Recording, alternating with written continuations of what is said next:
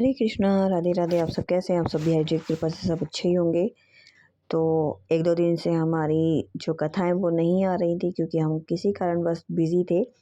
तो आज हम लेके आए हैं माता सीता की कथा कि रावण ने जिस माता सीता को चुराया था, क्या वो असली थी? वो कौन थी? जो सब कहते हैं कि माता सीता को रावण ने हरण कर लिया था, तो वो कौन थी? क्या कोई माता सीता को भी हरण कर सकता है? इसी के ऊपर ही आज हम माता सीता के ऊपर एक कथा लेकर आए हैं। जो बहुत सारे लोगों को पता है, जो कथाएं सुनते हैं, जो सत्संग सुनते हैं, उनको तो माता सीता के बारे में पता है। लेकिन जो इन सब चीज़ों से अलग हैं, जो नहीं सुनते हैं, जिनको ज्ञान ही नहीं है, ये वीडियो उनके लिए है जिनको पता चल जाएगा। तो आज हम शुरू करते हैं इसी टॉपिक पे। इसी कथा के ऊपर आज हम बताएंगे कि माता सीता को आखिर रावण ने कैसे लेकर गया था और कैसे चुराया था और किसको चुराया था। ठीक है। रामायण तो सभी जानते हैं, लेकिन रामायण भी वही लोग जानते हैं जिन्होंने रामायण पढ़ी है। कथाओं के अनुसार प्रभु श्री राम जी को कौन नहीं जानता। प्रभु श्री राम जी जो है वो मर्यादा पुरुषोत्तम के नाम से भी जाने जाते हैं और एक राजा की तरह श्री राम के लिए, अपनी प्रजा के लिए समर्पण सबसे ज़्यादा महत्वपूर्ण था।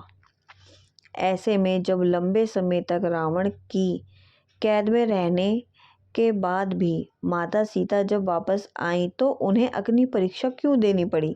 हालांकि जब लक्ष्मण को इस बात का पता चला तो लक्ष्मण राम जी के ऊपर इतना ज़्यादा गुस्सा करने लगे कि भाई आप ऐसा कैसे कर सकते हो, आप कैसे माता सीता से अग्नि परीक्षा ले सकते हो। तो बहुत ज़्यादा गुस्सा किया लक्ष्मण जी ने राम जी के ऊपर। और इस बात को सुन के तो खैर लक्ष्मण जी बहुत ज़्यादा निराश हो गए थे, राम जी से खफा हो गए थे। यह कि उन्होंने अपने भाई को, माता सीता को अग्नि परीक्षा से गुजरने के लिए विरोध करके राम जी को धमकी तक भी दे दी थी। इसके बाद राम ने लक्ष्मण को बताया कि असल में सारा किस्सा क्या है ताकि सीता को हासिल कर सके।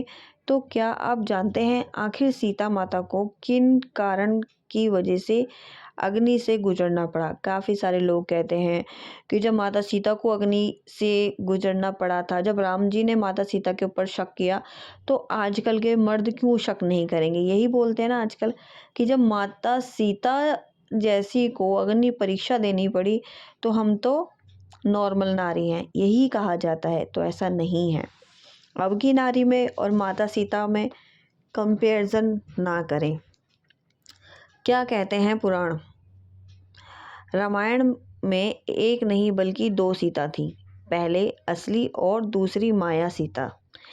इसकी कथा के अनुसार एक बार लक्ष्मण जी जब कंदमूल फल लेने वन को गए थे, तब प्रभु श्री राम ने माता सीता से कहा था कि अब मैं नरलीला करूँगा और जब तक मैं राक्षसों का विनाश करूँगा तब तक आप अग्नि में निवास करोगे।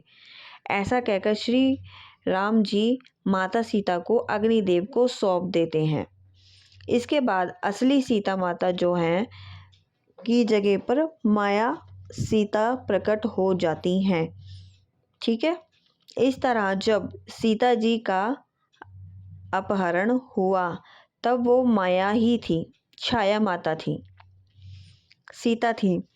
जब युद्ध समाप्त हो गया और अग्नि राक्षसों का विनाश हो गया, तब भगवान श्री राम ने माता सीता को अग्नि परीक्षा के लिए कहा और माया सीता को अग्नि कुंड में समाने के लिए बोला।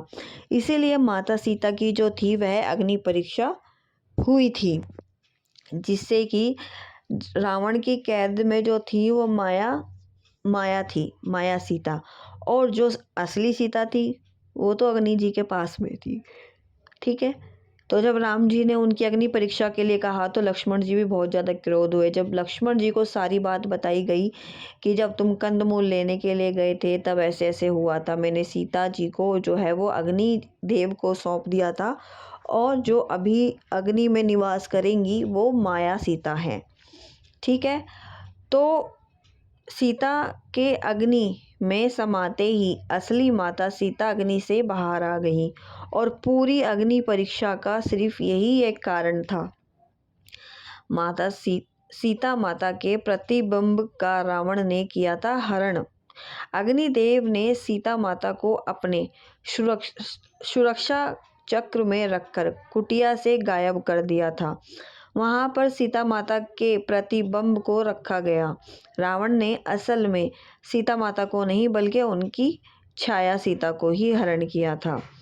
ठीक है, बहुत सारे लोग इसी के ऊपर बहुत सारी कहानियां बनाते हैं कि जब अग्नि परीक्षा ली क्यों थी भगवान श्री राम ने, उनको तो अभी यही पता नहीं थे कि भगवान श्री राम अपनी सीता पे कभी भी शक नहीं कर सकते थे। ठीक है, और बहुत सारी जो कहानियां हैं। और एक चीज़ और मैं भी बता दूं, जो कहते हैं ना कि माता सीता धरती में समा गई थी, क्यों? क्योंकि राम जी ने उनके ऊपर शक किया था। जी नहीं, माता सीता धरती में क्यों समाई थी? जब राजा दशरथ जी जब उनकी मृत्यु हो गई थी, वह राम जी के वियोग में गए थे। उनकी निश्चय मृत्यु नहीं आई थी कि जो मतलब एक मृत्यु आती है कि अब हमारा पूरा समय जो है वो ख़त्म हो गया, अब हमें मृत्यु आ गई। जी नहीं, जब उनकी मृत्यु आई ही नहीं थी, वो सिर्फ और सिर्फ राम जी के वियोग में ही गए थे। तो उसके बाद में जो उनकी मृत्यु थी वो कुछ 11 या 12,000 साल, 2,000 या ऐसे कुछ साल थे जो उनके रह गए थे राजा दशरथ जी के। जब माता सीता वन में गई, क्योंकि माता सीता जो था, माता सीता के वन के जाने के बाद उनका राम जी से कभी मिलन हुआ ही नहीं था। एक बार ही हुआ था, फिर उसके बाद में माता सीता ने धरती माता को सौंप दिया था। तो जब माता सीता जब वन से आ गई थी, उसके बाद जब लोगों ने उनके ऊपर उंगली उठानी शुरू कर दी थी कि माता सीता को राम जी ने ऐसे रख लिया, अगर हमारी होती तो हम नहीं वो करते। तो राम जी जो थे ना, अपनी प्रजा को बहुत ज़्यादा सम्मान दिया करते थे। तो जब वो चली गई थी, वन को चली गई थी, वन में जब उनको लव कुश हुए थे, उसके बाद में वो राम जी के साथ में इसलिए नहीं रही थी, और वो वन में इसीलिए ही गई थी क्योंकि जो राजा दशरथ जी की आयु थी वो श्री राम जी को मिल गई थी। क्योंकि श्री राम जी की जो आयु थी वो मतलब जो उनकी लीलाएं थी वो जब ही ख़त्म हो गई थी, जब रावण को समाप्त किया था। पर उसके बाद भी वो रहे क्यों? क्योंकि उन्होंने, राजा दशरथ जी ने उनको अपनी आयु दी थी। अब उस आयु के साथ में माता सीता को नहीं रखा जा सकता था, क्योंकि ससुर की आयु चल रही है राम जी के साथ, तो वो अपने ससुर की आयु के साथ में वो नहीं रह सकती थी। इसीलिए वह वन गई और इसीलिए वह धरती में समा गई थी। तो यही कारण है, जो पूरी कथा का राग है वो यही है कि माता सीता जो थी वो बहुत पवित्र नारी थी, और राम जी थे मर्यादा पुरुषोत्तम थे। उन्होंने कभी सीता माता की तरफ से और किसी और की तरफ नारी को नहीं देखा था। तो आप सबको माता सीता के बारे में पता चल ही गया है कि जो माता सीता थी वो, उन्होंने अग्नि परीक्षा नहीं दी थी, वह अग्नि से बाहर आई थी। तो जय श्री कृष्णा, जय श्री राधे, जय श्री राम।